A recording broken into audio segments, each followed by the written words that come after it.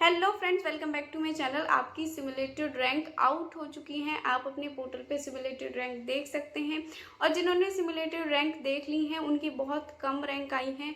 किसी कोर्स में जो आप उन्होंने कोर्स फिल किए थे उनमें 2-3 कोर्सेज में या सारे ही कोर्सेज में उन्हें लग रहा है उनकी बहुत ज़्यादा लो रैंक आई है और उन्हें कॉलेज नहीं मिलेगा। देखो, सिमुलेटेड रैंक जो होती है वो आपको सिर्फ आपके कोर्स वाइज आप कहाँ पे लाई कर रहे हैं उस रैंक को दिखाने के लिए आपको ये दिखाई जाती है। ये इस बात की गारंटी नहीं देती कि आपकी दिल्ली यूनिवर्सिटी में एडमिशन होगा या नहीं होगा। ये साफ साफ आप डीयू के बुलेटिन में पढ़ सकते हैं। और सबसे इम्पॉर्टेंट बात, अगर आपकी लो रैंक भी आई है, एवरेज रैंक भी आई है, तो अपनी प्रेफरेंस लिस्ट को ज़्यादा ऊपर नीचे मत करना। उसमें कोर्सेज में ज़्यादा चेंजेस बिल्कुल भी मत करना, क्योंकि देखो अभी अगर आपके लो मार्क्स हैं, आपके लो मार्क्स हैं और आपकी रैंक भी लो आई है, ठीक है। बहुत सारे स्टूडेंट ऐसे होंगे जिनके एवरेज और लो मार्क्स होंगे, रैंक कम आई होगी। मोस्ट ऑफ द स्टूडेंट की रैंक कम आती है कोर्स वाइज। तो वो क्या करेंगे, अपनी प्रेफरेंसेस में वो चेंजेस करेंगे, ठीक है। वो जिस कोर्स के लिए उनकी रैंक बहुत ज़्यादा कम आई है ना, उसको वो बहुत नीचे कर देंगे। और अगर आप भी ऐसा कर देंगे सेम, तो आप भी क्या करेंगे, आप भी ऐसा करेंगे, नीचे कर देंगे उसको, तो आपको भी वो कोर्स नहीं मिलेगा। और जब बहुत सारे स्टूडेंट कर रहे हैं और आप नहीं कर रहे हैं, तो वो रैंक ऑटोमेटिकली आपकी बढ़ रही है ना। एक तरह से सोचो, जब सब उस कोर्स को नीचे डाल रहे हैं, आप उस कोर्स को वही रहने दे रहे हो, तो ऑटोमेटिकली आप 100 स्टूडेंट से, 40 स्टूडेंट से, 50 स्टूडेंट से ऊपर चले जाएंगे। तो रैंक इतनी मैटर नहीं करती, और रैंक से आप ये रैंक देख के ज़्यादा ऊपर नीचे चेंजेस मत करना, ठीक है। चेंजेस करने का मौका कब मिलेगा आपको? 14 को आपकी CSAS फ्रेज 2 ऑटो लॉक हो गया। 15 को मतलब आज आपकी सिमुलेटेड रैंक आ गई। अब 15 to 16 आपको प्रेफरेंस चेंज विंडो देखने को मिलेगी। मतलब एक तरह से आपका फ्रेज 2 दोबारा ही ओपन हो रहा है। इस तरीके से आपको प्रेफरेंस चेंज करने को मिलेंगी। अब सुनो, जिसके लो मार्क्स आए हैं, जिसकी बहुत रैंक कम आई है, वो चेंज ना करे, बट क्या करे, अपने कोर्सेज बढ़ा दे, ठीक है। कोर्सेज और कॉलेजेस अगर उसे लग रहे हैं कि बहुत कम रैंक है, तो number of colleges, number of courses वो इंक्रीज कर दे। जिसके लो मार्क्स आए हैं कम से कम वो 200 प्लस कोर्सेज और कॉलेजेस फिल करे। कोर्सेज तो कम ही फिल कर पाएगा, 6 से 7 कर पाएगा, लेकिन कॉलेजेस तो वो ज़्यादा फिल कर सकता है ना। तो 200 प्लस कोशिश करना आप कॉलेजेस फिल कर रहे हो। अगर आपको राउंड 1 में सीट एलोकेट नहीं हुई, तो राउंड 2 में सीट तभी एलोकेट होगी जब आपके नंबर ऑफ कॉलेजेस और नंबर ऑफ कोर्सेज ज़्यादा होंगे।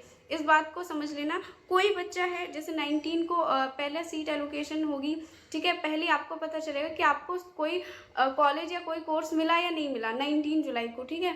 अगर किसी को राउंड 1 में सीट मान लो नहीं मिली, ठीक है, क्यों नहीं मिलेगी उसे राउंड 1 में? क्योंकि जब नहीं मिल सकती, जब राउंड 1 की कट ऑफ बहुत ज़्यादा हाई गई होगी, ठीक है। जैसे राउंड 1 की कट ऑफ बहुत ज़्यादा हाई गई, किसी बच्चे के 500 मार्क्स हैं, उसे सीट नहीं मिली, तो राउंड 2 में उसे सीट मिल जाए, इसके लिए उसके बाद बहुत ज़्यादा कोर्सेज और बहुत ज़्यादा कॉलेजेस होने चाहिए। इतने कॉलेजेस होने चाहिए कि राउंड 2 में आ रहा हो वो, ठीक है।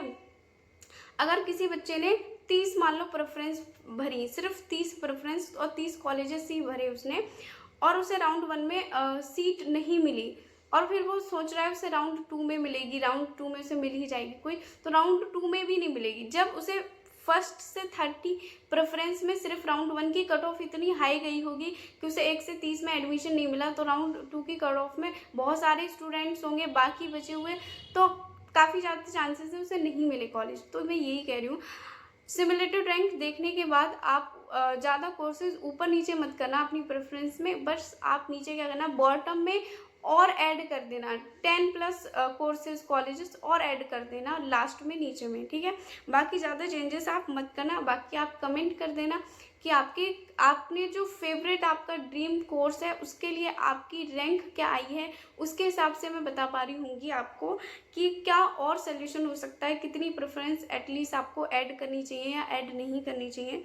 तो चैनल को सब्सक्राइब कर लेना, जिससे मेरा रिप्लाई आप तक पहुँच रहा हो, और आप कमेंट करें तो मैं आपको रिप्लाई कर पाऊँ। और उसके बाद जब फर्स्ट सीट एलोकेशन होगा 19 का, उसके बाद भी मैं आपको बता रही हूँगी कि कैसे उसे एक्सेप्ट करना है, फ़ी पेमेंट की लास्ट डेट कैसी है, क्या कब आएगी। और सबसे इम्पॉर्टेंट बात, अगर आपके कितने भी मार्क्स आए, सिमुलेटेड रैंक भी कुछ भी आए, लेकिन अगर दिल्ली यूनिवर्सिटी ने आपको आपके डॉक्यूमेंट्स के वजह से या किसी भी तरीके से आपको क्वेरी इरेज की और आप क्वेरी का रिप्लाई नहीं कर पाए, तो आपका एडमिशन कैंसिल ही हो रहा होगा। तो सबसे इम्पॉर्टेंट बात, क्वेरी का ध्यान रखना। आप सिमुलेटेड रैंक को तो अच्छे से देख लो, प्रेफरेंस में मन करे तो चेंज करना, नहीं करे तो नहीं करना। अगर किसी का मन कर रहा है मैं चेंज नहीं करना है, मुझे मेरा सब ठीक है, ऐसे ही रहने दूँ, चाहे उसकी रैंक भी कमाई, तो वो रहने देना। कोई ज़रूरी नहीं है कि आपको चेंज ही चेंज करना है, वो तो दे रखी है आपको, आपका मन है चेंज करना है तो करो, नहीं करना तो मत करो। मैं सजेस्ट करूँगी जिसका मन नहीं करा वो बिल्कुल भी चेंज ना करे। उसको देखने के बाद पैनिक भी ना हो। उसके बाद क्या करें, फर्स्ट एलोकेशन का वेट करें। अगर उसे सीट फर्स्ट में एलोकेट होती है तो वो उसको एक्सेप्ट कर ले। एक्सेप्ट के बाद आपके डॉक्यूमेंट वेरीफाइड होंगे। डॉक्यूमेंट वेरीफाई में आपको याद रखना है, कहीं क्वेरी रेज हो रही है तो आपको उस क्वेरी का रिप्लाई करना है। वो डॉक्यूमेंट्स भी मांग सकते हैं, कोई अंडरटेकिंग भी मांग सकते हैं, कोई एफिडेविट भी मांग सकते हैं। अगर कहीं नेम मिसमैच हुआ आपका, या आपका कोई भी कास्ट सर्टिफिकेट आउटडेटेड हुआ, तो वो भी नया मांग सकते हैं। तो इसका याद रखना, इसका बहुत ज़्यादा अच्छे से ध्यान रखना। तो चैनल को सब्सक्राइब कर लेना। मैं आपको एक एक डेट और एक एक चीज़ की अपडेट दे रही हूँगी। तो मिलते हैं नेक्स्ट वीडियो में।